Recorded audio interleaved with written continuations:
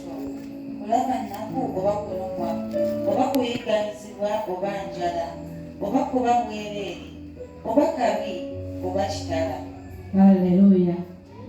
Atugambye nti ani alitwawukanya n'okwagala kwa Kristo? Gwe ki ekikwawukanyiza n'okwagala kwa Kristo? Ki ekikujja ku kwagala kwa Kristo? Lowoozaamu gwe kiki ekyo ekikuzinza? Ennaku yeekulumbye?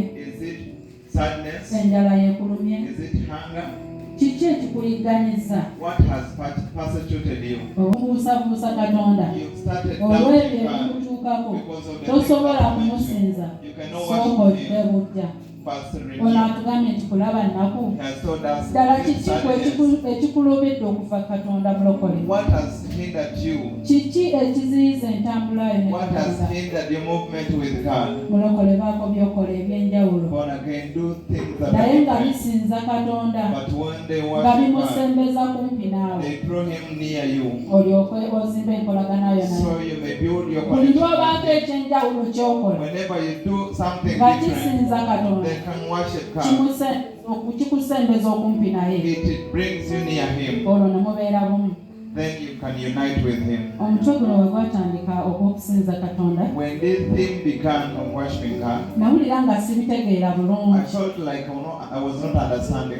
Ne ngamba Mukama, nange njagala okusinza. And I said, Lord, I also want to worship. Naye lumu nali nsabanga mbuuza Mukama. But one day I was praying, asking God. Mukama nansongera ku kya time. And God told me about time. Nakimanya nga nakira ku makya. I came one morning. Nga nina essaawa ze nsabiramu ze njagala osabiramu. There's a time that I used to pray. Time eyo we yatuuka. When that time clocked, ne nfuna bakasitoma. I got the customers. Bwe bajja ne njagala ne tulagana ne ngamba kanzigalewo kiri nsabe ng'essaawa yange tennayitako. I said, let me close up the door. Bwe namala okusaba ne kinnu, bwe namala okubakola akatayimu ate we yaggwako ne bagenda. The time. When I tell that you man, I will have a situation about time. It pained me, and then I noticed that and then I found that I could not give time to God. As I'm starting to pray, at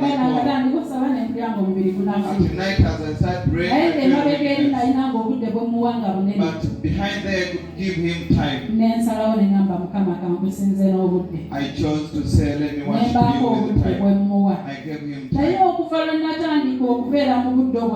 But after starting that time, I feel like the connection with God came back. Sometimes my spiritual realm, but I feel like I could understand it. Now I feel like I'm back to God. That's what I'm telling you. Me, I gave him time. He wishes you something else. He wishes you another thing. But have something that you do different that can bring you near God, that can bring you before the Lord. When it builds your connection with Him, or make you be time. And I said I've been not giving you time. I've been busy, but I'm back to you. I feel like I have peace. Maybe you feel like God left you, but He is waiting for you to come back to Him. If you come back to Him, He is going to work upon your mission. Maybe there are things that you fail, but He's waiting for you to come back to Him.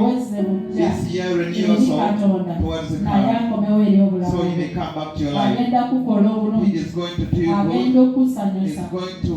He is going to fight your battles. He is going to make you overcome.